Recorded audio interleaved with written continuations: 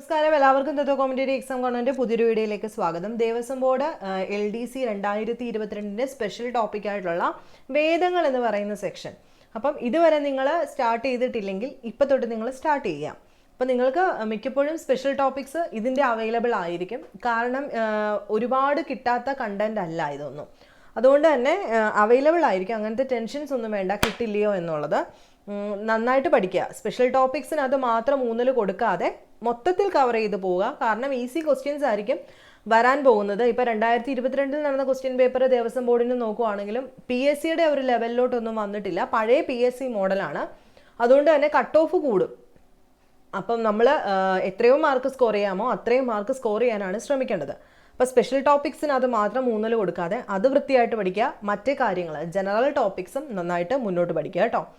അപ്പം നമ്മൾ സ്റ്റാർട്ട് ചെയ്യാൻ പോകുന്നത് വേദങ്ങൾ, അല്ലെങ്കിൽ വേദങ്ങളും അവ 4 തരമുണ്ടെന്ന് നമുക്കറിയാം. അത് ഏതൊക്കെയാണെന്നും പിന്നെ സ്ഥിരം ചോദിക്കാൻ സാധ്യതയുള്ള കുറച്ച് ചോദ്യങ്ങളും പിന്നെ എക്സ്ട്രാ കുറച്ച് പോയിന്റ്സും ഉണ്ട്. ഇത് തമിഴ്നാട് ബേസ് ചെയ്തിട്ടുള്ള, അതായത് തമിഴ്നാട് NCERT പുസ്തകത്തിൽ നിന്ന് എടുത്തിട്ടുള്ള കുറച്ച് ഡീറ്റെയിൽസും കൂടി ആഡ് ചെയ്തിട്ടുള്ള മലയാളം വേർഷനാണ് ഇത് കേട്ടോ. അപ്പോൾ നമ്മൾ സ്റ്റാർട്ട് ചെയ്യുകയാണേ. നമുക്കറിയാം വേദങ്ങൾ എത്ര തരമുണ്ട്? 4 തരമുണ്ട്. എത്രയാണ്? വേദങ്ങൾ പ്രധാനമായിട്ടും 4 തരമുണ്ട്. ഏതൊക്കെയാണ്? ഋഗ്വേദം, സാമവേദം, യജുർവേദം, അഥർവവേദം. ഇതിനകത്ത് സംശയമൊന്നുമില്ലല്ലോ, എല്ലാവർക്കും അറിയാവുന്ന കാര്യം. ഋഗ്വേദമുണ്ട്, സാമവേദമുണ്ട്, യജുർവേദമുണ്ട്, അഥർവവേദമുണ്ട്. 4 തരമാണ് വേദങ്ങളുള്ളത്. പുരാതന ഇന്ത്യൻ ചരിത്രത്തിൻ്റെ ഏറ്റവും മികച്ച സ്രോതസ്സുകളിൽ ഒന്നാണ് വേദസാഹിത്യം. നമുക്കറിയാം പണ്ടത്തെ ഇന്ത്യൻ ചരിത്രം നോക്കുവാണെങ്കിൽ നമുക്ക് എവിടെ നിന്നാണ് അതിൻ്റെ കൺസെപ്റ്റുകളെല്ലാം കിട്ടുന്നത്? ഈ വേദങ്ങളിൽ നിന്നാണ് അല്ലേ. പണ്ടത്തെ ഇന്ത്യയുടെ സംസ്കാരം എങ്ങനെയായിരുന്നു, പണ്ടത്തെ ജീവിത രീതി എങ്ങനെയായിരുന്നു എന്നൊക്കെ നമ്മൾ മനസ്സിലാക്കുന്നത് ഈ വേദസാഹിത്യങ്ങളിൽ നിന്നാണ്. അപ്പോൾ വേദങ്ങൾ ഇന്ത്യൻ ഗ്രന്ഥസാഹിത്യത്തിന് രൂപം നൽകിയിട്ടുണ്ട്. വൈദിക മതത്തിൻ്റെ ആശയങ്ങളും സമ്പ്രദായങ്ങളും വേദങ്ങളാൽ ക്രോഡീകരിക്കപ്പെട്ടവയാണ്. അപ്പോൾ വൈദിക മതം എന്ന് പറഞ്ഞു കഴിഞ്ഞാൽ എന്താണെന്ന് മനസ്സിലായല്ലോ. അപ്പം പണ്ട് കാലത്ത് ബ്രാഹ്മണന്മാർ എഴുതിയിരുന്ന ഒന്നായിരുന്നു എന്ത്? വേദങ്ങൾ എന്ന് പറയുന്നത്. അപ്പം അങ്ങനെ വൈദിക മതത്തിൻ്റെ അന്നത്തെ ആ ഒരു ബ്രാഹ്മൺസിൻ്റെ ആശയങ്ങളും സമ്പ്രദായങ്ങളും എല്ലാം എന്താണ്? ഈ വേദങ്ങളെല്ലാം കൂടെ ക്രോഡീകരിച്ച് നോക്കിയാൽ നമുക്ക് മനസ്സിലാക്കാനായിട്ട് സാധിക്കും. അപ്പോൾ ക്ലാസിക്കൽ ഹിന്ദു മതത്തിൻ്റെ അടിസ്ഥാനം കൂടിയാണ്. ഇപ്പോഴും നമ്മൾ പിന്തുടർന്നു പോകുന്ന പല കാര്യങ്ങളും ആ വേദങ്ങളിൽ, ഈ 4 വേദങ്ങളിലും പറഞ്ഞിട്ടുള്ള പല കാര്യങ്ങളുമാണ് ഇപ്പോഴും ഹിന്ദുക്കൾ ഫോളോ ചെയ്ത് പോകുന്നത്. അപ്പം നമ്മൾ പറഞ്ഞു 4 തരത്തിലുള്ള വേദങ്ങളുണ്ട്. ഏതൊക്കെ? ഋഗ്വേദം, സാമവേദം, യജുർവേദം, അഥർവവേദം. ഇനി ഓരോന്നിൻ്റെയും പ്രത്യേകതകൾ നമ്മൾ നോക്കാൻ പോവുകയാണ്. അപ്പം ഋഗ്വേദം എന്ന് പറഞ്ഞു കഴിഞ്ഞാൽ എന്താണ്? അത് വേദത്തിൻ്റെ ആദ്യ രൂപമാണ്. അപ്പം വേദത്തിൻ്റെ ആദ്യ രൂപം, വേദം എന്ന് പറയുന്നത് ആദ്യം സ്റ്റാർട്ട് ചെയ്യുന്നത് തന്നെ എന്തായിരുന്നു? ഋഗ്വേദം എഴുതിക്കൊണ്ടാണ് വേദത്തിൻ്റെ ആദ്യ രൂപം സ്റ്റാർട്ട് ചെയ്തത്. അപ്പം ഋഗ്വേദം എന്താണ്? വേദത്തിൻ്റെ ആദ്യ രൂപമാണ് ഋഗ്വേദം. ഇനി സാമവേദം എന്ന് പറഞ്ഞു കഴിഞ്ഞാൽ എന്തായിരുന്നു? പാടുന്നതിനുള്ള ആദ്യകാല റെഫറൻസ്, ഈണത്തിൽ ചൊല്ലുക എന്ന് പറയില്ലേ.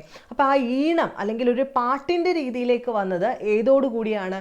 സാമവേദത്തോടു കൂടിയാണ്. അപ്പോൾ പാടുന്നതിനുള്ള ആദ്യകാല റെഫറൻസ് ആയിരുന്നു എന്ത്? സാമവേദമെങ്കിൽ യജുർവേദം എന്ന് പറഞ്ഞു കഴിഞ്ഞാൽ എന്താണ്? പ്രാർത്ഥനകളുടെ പുസ്തകം എന്നാണ് വിളിച്ചിരുന്നത്. യജുർവേദത്തെ നമ്മൾ പ്രാർത്ഥനകളുടെ പുസ്തകം എന്ന് വിളിച്ചിരുന്നു. എന്നാൽ അഥർവവേദം എന്താണ്? ഒരു സിനിമ തന്നെ ഉണ്ടല്ലേ, അഥർവവേദത്തിനകത്ത് മാന്ത്രികതയെക്കുറിച്ചാണ് ചർച്ച ചെയ്തിരുന്നത്. അപ്പോൾ ഏറ്റവും ആദ്യം ഉണ്ടായിരുന്നത് ഋഗ്വേദം. അതിനുശേഷം താളത്തിലും പാടുന്ന ആ ഒരു ഈണത്തിലും പാടണം എന്നുള്ള ആ ഒരു രീതിയിലേക്ക് വന്ന ഒരു വേദമായിരുന്നു സാമവേദം. അതിനുശേഷം യജുർവേദം, അതിനകത്ത് പ്രാർത്ഥനകളുടെ പുസ്തകം, പ്രാർത്ഥനകൾ അല്ലെങ്കിൽ ശ്ലോകങ്ങൾ എന്താണ്? നമ്മൾ ദേവന്മാരെയൊക്കെ സ്തുതിച്ചു പാടുന്ന പ്രാർത്ഥനകൾ. അപ്പോൾ അതിൻ്റെ ഒരു പുസ്തകം എന്ന് വിശേഷിപ്പിക്കുന്നത് യജുർവേദത്തെ ആണെങ്കിൽ മാന്ത്രികതയെക്കുറിച്ച് ചർച്ച ചെയ്യുന്നത് എന്തായിരുന്നു? അഥർവവേദം ആണ്. അപ്പോൾ ഇത്രയും ക്ലിയർ ആണല്ലോ. ഇനി നോക്കുക, ഓരോ വേദങ്ങളെ പറ്റിയിട്ട് നോക്കുക. വേദങ്ങളിൽ ഒന്ന് ഋഗ്വേദം. നമ്മൾ പറഞ്ഞു ഏറ്റവും പഴക്കമേറിയ വേദമാണ് ഋഗ്വേദം. അപ്പോൾ ഏറ്റവും പഴയ വേദമാണ് ഋഗ്വേദം. സൂക്തങ്ങൾ എന്ന പേരിൽ, എന്താണ് സൂക്തങ്ങൾ എന്ന പേരിൽ 1028 ശ്ലോകങ്ങളുള്ള ഇതിൽ മണ്ഡലങ്ങൾ എന്ന പേരിൽ 10 ഗ്രന്ഥങ്ങളുടെ സമാഹാരമാണുള്ളത്. ഒന്നുകൂടെ പറയാം, ഏറ്റവും പഴക്കമേറിയതാണ് ഋഗ്വേദം. ഇതിനകത്ത് സൂക്തം നമ്മൾ പറയത്തില്ലേ, ഇന്ന സൂക്ത. അപ്പം 1028 ശ്ലോകങ്ങളുള്ള ഇതിൽ മണ്ഡലങ്ങൾ എന്ന പേരിൽ 10 ഗ്രന്ഥങ്ങളുടെ സമാഹാരങ്ങളുണ്ട്. അപ്പം മണ്ഡലങ്ങൾ എന്ന പേരിൽ 10 ഗ്രന്ഥങ്ങളുടെ സമാഹാരം അടങ്ങിയതാണ് ഋഗ്വേദം. എത്ര ശ്ലോകങ്ങൾ? 1028 ഉണ്ട്. ഇനി ഓരോന്ന് നോക്കാം. ഏറ്റവും പഴക്കമേറിയതാണ് നമ്മൾ പറഞ്ഞു അല്ലേ. ഏറ്റവും പഴയ വേദ സംസ്കൃത ഗ്രന്ഥമാണ് എന്ത്? ഋഗ്വേദം എന്ന് പറയുന്നത്. ഏകദേശം BC 1800 1100 കാലഘട്ടത്തിലാണ് എഴുതപ്പെട്ടിരിക്കുന്നത്. അപ്പോൾ ഋഗ്വേദം എഴുതപ്പെട്ടു എന്ന് നമുക്ക് പറയാൻ പറ്റില്ല. പണ്ടറിയാൻ നമുക്ക് വാമൊഴിയാണ് അല്ലെ, പറഞ്ഞായിരുന്നു പഠിപ്പിച്ചുകൊണ്ടിരുന്നത്. ഋഗ്വേദം എന്ന വാക്കിന്റെ അർത്ഥം സ്തുതി അറിവ് എന്നാണ്. അപ്പം കറക്റ്റ് മീനിങ് എന്താണ്? സ്തുതി അറിവ് എന്നാണ് ഋഗ്വേദം എന്ന വാക്കിന്റെ അർത്ഥം. ഇതിന് 10600 വാക്യങ്ങളാണുള്ളത്. അപ്പോൾ 10600 വാക്യങ്ങൾ അടങ്ങിയതാണ് ഋഗ്വേദം. അതുപോലെ 10 പുസ്തകങ്ങൾ, നമ്മൾ പറഞ്ഞ 10 ഗ്രന്ഥങ്ങളുടെ സമാഹാരമാണ്. മണ്ഡലങ്ങൾ എന്നാണ് അതിനെ വിളിക്കുന്നത്. ടോട്ടൽ ശ്ലോകങ്ങൾ 1028. അപ്പോൾ 10 പുസ്തകങ്ങളിൽ അല്ലെങ്കിൽ മണ്ഡലങ്ങളിൽ പുസ്തകം നമ്പർ 1ഉം 10ഉം ഏറ്റവും പ്രായം കുറഞ്ഞതാണ്. കാരണം അവ 2 മുതൽ 9 വരെയുള്ള പുസ്തകങ്ങൾക്ക് ശേഷം എഴുതിയതാണ്. ഒന്നുകൂടെ പറയാം, 10 പുസ്തകങ്ങൾ അടങ്ങുന്നതാണ് ഋഗ്വേദം. 10 പുസ്തകങ്ങളെ അവർ വിളിക്കുന്ന മറ്റൊരു പേരെന്താ? മണ്ഡലം. എത്ര ശ്ലോകം? 1028 ശ്ലോകങ്ങളുണ്ട്. അപ്പോൾ പുസ്തകം 1ഉം 10ഉം തുടക്കം അവസാനം അത് ഏറ്റവും പ്രായം കുറഞ്ഞതാണ്. എന്ന് വെച്ച് കഴിഞ്ഞാൽ എന്താണ്? 2ഉം 3ഉം 4ഉം 5ഉം 6ഉം 7 8 9 ഇതൊക്കെ എഴുതിയതിന് ശേഷമാണ് 1ഉം 10ഉം പുസ്തകങ്ങൾ ചേർത്തിരിക്കുന്നത്. ഋഗ്വേദ പുസ്തകങ്ങൾ 2 മുതൽ 9 വരെ പ്രപഞ്ചശാസ്ത്രത്തെയും അല്ലെങ്കിൽ ദേവതകളെയും കുറിച്ചാണ് പറയുന്നത്. അപ്പം എന്താണ്? 2 മുതൽ 9 വരെയുള്ള ഋഗ്വേദ മണ്ഡലം അല്ലെങ്കിൽ പുസ്തകത്തിൽ പ്രപഞ്ചത്തിൻ്റെ ശാസ്ത്രത്തെയും അല്ലെങ്കിൽ ദേവതകളെയും പറ്റിയിട്ട് കൂടുതലായിട്ട് പറയുന്നു. അപ്പോൾ 1ലും 10ലും എന്തായിരിക്കും? ഋഗ്വേദ ഗ്രന്ഥങ്ങൾ 1ഉം 10ഉം തത്വചിന്താപരമായ ചോദ്യങ്ങൾ കൈകാര്യം ചെയ്യുന്നു. കൂടാതെ സമൂഹത്തിലെ ദാനധർമ്മങ്ങൾ ഉൾപ്പെടെയുള്ള വിവിധ ഗുണങ്ങളെക്കുറിച്ചും സംസാരിക്കുന്നു. ഒന്നുകൂടെ, 10 ഗ്രന്ഥങ്ങൾ അടങ്ങിയതാണ് ഋഗ്വേദം അഥവാ 10 മണ്ഡലങ്ങൾ. 10ഉം 1ഉമാണ് ഏറ്റവും അവസാനം എഴുതിയത്. 2 മുതൽ 9 വരെ പ്രപഞ്ചശാസ്ത്രം ദേവതകളെ പറ്റിയിട്ട് പറയുമ്പോൾ 1ലും 10ലും എന്താണ് പറയുന്നത്? തത്വചിന്താപരമായ ചോദ്യങ്ങളെ കൈകാര്യം ചെയ്യുന്നു. അതുപോലെ സമൂഹത്തിൽ ദാനധർമ്മങ്ങൾ ഉൾപ്പെടെയുള്ള വിവിധ ഗുണങ്ങളെക്കുറിച്ച് സംസാരിക്കുന്നതാണ് 1ഉം 10ഉം. അതുപോലെ ഋഗ്വേദ ഗ്രന്ഥങ്ങൾ 2ഉം 7ഉമാണ് ഏറ്റവും പഴക്കമേറിയതും ചെറുതും. അപ്പം ആദ്യം എഴുതിയ ഋഗ്വേദ ഗ്രന്ഥം അപ്പോൾ ഏതായിരിക്കും? 2ഉം 7ഉമാണ്. അപ്പം ഏറ്റവും പഴക്കമേറിയത് 2ഉം 7ഉമാണ്.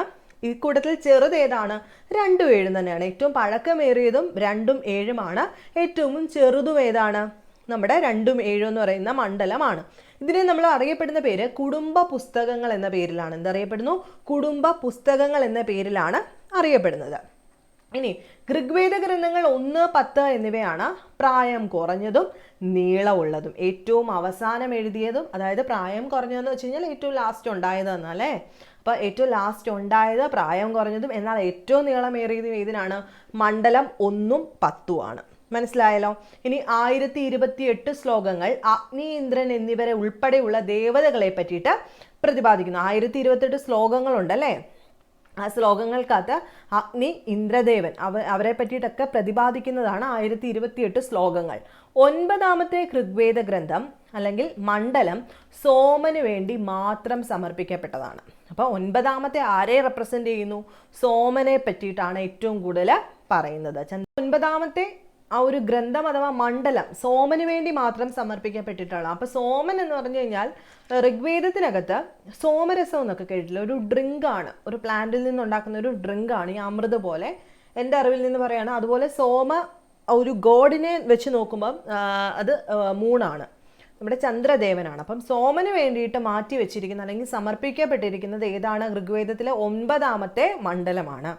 ഇത് ശ്ലോകങ്ങൾ രൂപപ്പെടുത്താൻ ഉപയോഗിക്കുന്ന മീറ്ററുകൾ ഗായത്രി, അനുഷ്ടുപ്, ത്രിഷ്ടുപ്, ജഗതി എന്നിവയാണ്. ത്രിഷ്ടുപും ഗായത്രിയുമാണ് ഏറ്റവും പ്രധാനം. അപ്പം ശ്ലോകങ്ങൾ രൂപപ്പെടുത്താൻ ഉപയോഗിക്കുന്ന മിനിമം നമ്മൾ പറയില്ലേ ഏതൊക്കെയോ മന്ത്രങ്ങളുണ്ട് എന്ന്. അപ്പം അതേതൊക്കെയാണ്? ഗായത്രി, അനുഷ്ടുപ്, ത്രിഷ്ടുപ്, ജഗതി എന്നിവ. അതിനകത്ത് ത്രിഷ്ടുപും ഗായത്രിയും ഏറ്റവും പ്രധാനപ്പെട്ട ശ്ലോകങ്ങൾ രൂപപ്പെടുത്താൻ സഹായിക്കുന്ന മീറ്ററുകളാണ്. അപ്പോൾ അത്രയും കാര്യങ്ങളാണ് ഇതിനകത്ത് വരുന്നത്. ഒന്നുകൂടെ ഓടിച്ചിട്ട് നമുക്കൊന്ന് നോക്കാം. വേദങ്ങളിൽ ഋഗ്വേദം ഏറ്റവും പഴക്കമേറിയത് 1028 ശ്ലോകങ്ങൾ. സൂക്തങ്ങൾ അല്ലെ, സൂക്തങ്ങൾ എന്ന പേരിൽ 1028 ശ്ലോകങ്ങളാണുള്ളത്. അപ്പം ഇതിനകത്ത് 10 ഗ്രന്ഥങ്ങളാണ് അടങ്ങിയിട്ടുള്ളത്. അതിനെ നമ്മൾ മണ്ഡലം എന്ന് വിളിക്കും അല്ലേ. അപ്പോൾ മണ്ഡലം എന്ന് വിളിക്കും. അതുപോലെ തന്നെ അതിൻ്റെ മീനിങ് എന്താണ്? ഋഗ്വേദം എന്ന വാക്കിൻ്റെ മീനിങ് അർത്ഥം എന്ന് പറയുന്നത് സ്തുതി അറിവെന്നാണ്. 1600 വാക്യങ്ങളുണ്ട്. 10 ഗ്രന്ഥങ്ങളിനകത്ത് ഏറ്റവും പഴക്കമേറിയത് ഏതാണെന്ന് ചോദിക്കുവാണെങ്കിൽ അത് 2ഉം 7ഉമാണ്. ഏറ്റവും പ്രായം കുറഞ്ഞത് ഏതാണ്? 1ഉം 10ഉമാണ്. ഏറ്റവും അവസാനം എഴുതിയത് 1ഉം 10ഉമാണ്. 1ലും 10ലും ഏറ്റവും കൂടുതൽ ദാനധർമ്മങ്ങളെ പറ്റിയിട്ടും അല്ലെങ്കിൽ തത്വചിന്താപരമായ ചോദ്യങ്ങളൊക്കെ കൈകാര്യം ചെയ്യുന്ന സെക്ഷൻസ് ആണെങ്കിൽ ഗ്രന്ഥങ്ങളാണ്. 2 മുതൽ 9 വരെ പഞ്ചശാസ്ത്രങ്ങളെ പറ്റിയിട്ടും പ്രപഞ്ചശാസ്ത്രങ്ങളെ പറ്റിയിട്ടും ദേവതകളെ പറ്റിയിട്ടും ഒക്കെ പറയുന്നുണ്ട്. 2ഉം 7ഉമാണ് ഏറ്റവും പഴക്കമേറിയത്. അതിനെ കുടുംബ പുസ്തകങ്ങൾ എന്നറിയപ്പെടാറുണ്ട്. അതുപോലെ ഏറ്റവും നീളം കൂടിയത് ഏതാണ്? 1ഉം 10ഉം. ഏറ്റവും നീളം കുറഞ്ഞതും ചെറുത് എന്നറിയപ്പെടുന്നത് 2ഉം 7ഉമാണ് കേട്ടോ. അപ്പോൾ അതുപോലെ സോമന് വേണ്ടി സമർപ്പിച്ചിരിക്കുന്ന 9ാമത്തെ ഗ്രന്ഥം അതുകൂടെ ഓർത്ത് വെച്ചേക്കാം. ഋഗ്വേദത്തിലെ 9ാമത്തെ ഗ്രന്ഥമാണ് സോമന് വേണ്ടിയിട്ട് മാറ്റി വെച്ചിരിക്കുന്നത്. ഇത്രയും കാര്യങ്ങൾ ക്ലിയർ ആക്കുക. അടുത്ത സാമവേദമാണ് രണ്ടാമത്തത്. ഈണങ്ങളുടെയും കീർത്തനങ്ങളുടെയും വേദം എന്നറിയപ്പെടുന്നത് സാമവേദമാണ്. ഈണം, കീർത്തനം, നമ്മൾ പാട്ടിൻ്റെ രീതിയിലാണ് സാമവേദം എന്ന് പറയുന്നത്. ഏകദേശം ഒരു BC 1200-800 കാലഘട്ടത്തിലാണ് ഇത് രചിക്കപ്പെട്ടിരിക്കുന്നത്. ഈ വേദം പൊതു ആരാധനയുമായി ബന്ധപ്പെട്ടതാണ്. അപ്പോൾ എന്തൊക്കെയാണ് സവിശേഷത? 1549 ശ്ലോകങ്ങളുണ്ട്.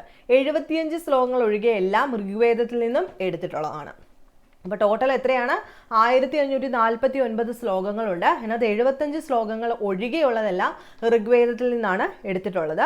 സാമവേദത്തിൽ 2 ഉപനിഷത്തുകളുണ്ട്. എന്താണ്? ഉപനിഷത്തുകളുണ്ട്. ചാന്തോഗ്യ ഉപനിഷത്തും കേന ഉപനിഷത്തും. അപ്പോൾ സാമവേദത്തിൽ എന്തുണ്ട്? 2 ഉപനിഷത്തുകളുണ്ട്. ഒന്ന് ചാന്തോഗ്യ ഉപനിഷത്തും കേന ഉപനിഷത്തും.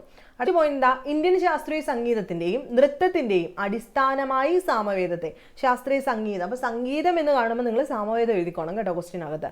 അതുപോലെ ശ്രുതിമതമായ ഗാനങ്ങളുടെ കലവറയായാണ് ഇത് കണക്കാക്കപ്പെടുന്നത്.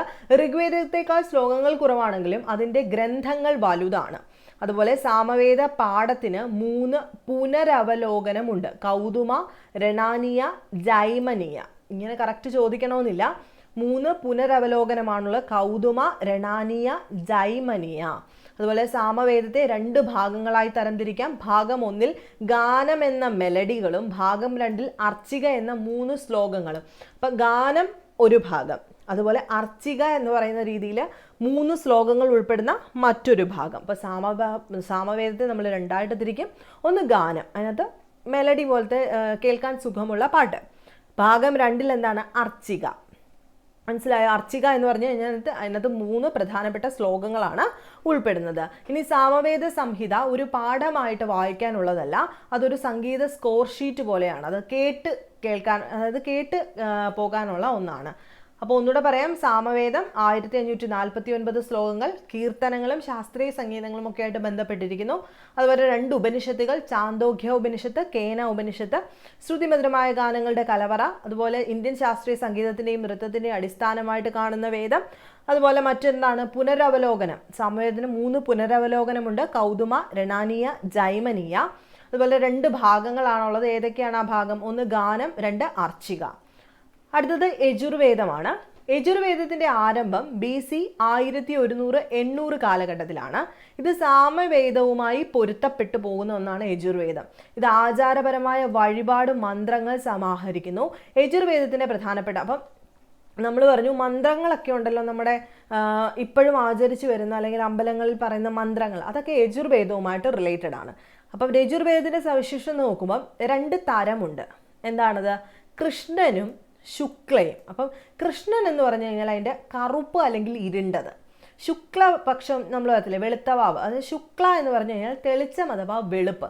അപ്പം 2 തരം കൃഷ്ണനും ശുക്ലയും. കൃഷ്ണൻ മീൻസ് കറുപ്പ് അഥവാ ഇരുണ്ടത്, ശുക്ല എന്ന് വെച്ച് കഴിഞ്ഞാൽ വെളുപ്പ് അഥവാ തെളിച്ചമുള്ളത്.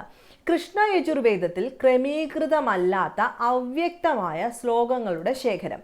അപ്പോൾ കറുപ്പ് അല്ലെങ്കിൽ ഇരുണ്ടെന്ന് പറയുമ്പോൾ അവിടെ എന്താണ്? ക്രമീകൃതമല്ല, അവ്യക്തമായ ശ്ലോകങ്ങളുടെ ശേഖരമാണ് കൃഷ്ണ യജുർവേദത്തിലുള്ളത്. എന്നാൽ ശുക്ല യജുർവേദത്തിൽ എന്താണ്?